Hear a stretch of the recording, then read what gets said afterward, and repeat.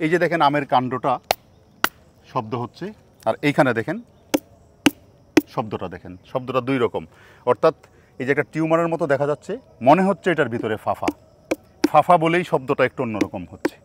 অ্যাগ্রোব্যাকটেরিয়াম টিউমফেসিয়েন্স নামক একটা ব্যাকটেরিয়া যা মাটিতে থাকে, সেই ব্যাকটেরিয়া সাধারণত তাদের ডিএনএ এই আক্রান্ত গাছের সেলের মধ্যে প্রবেশ করিয়ে দিয়ে এই অবস্থাটার সৃষ্টি করে।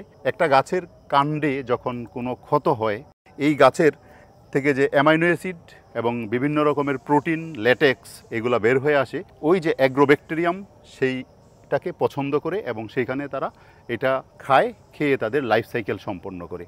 অর্থাৎ যে ক্ষতটা হয়েছে, সেই ক্ষত হওয়ার কারণে এই সুবিধাটা নিয়ে সাধারণত এই অ্যাগ্রোব্যাকটেরিয়াম এই গাছগুলিকে ইনফেক্টেড করে, এবং ইনফেক্টেড করার ফলে দেখা যায় যে গাছের মধ্যে টিউমারের মতো হয়। এক পর্যায়ে গাছের কাণ্ডটি বা গাছটি ভূপাতিত হয়ে যায়।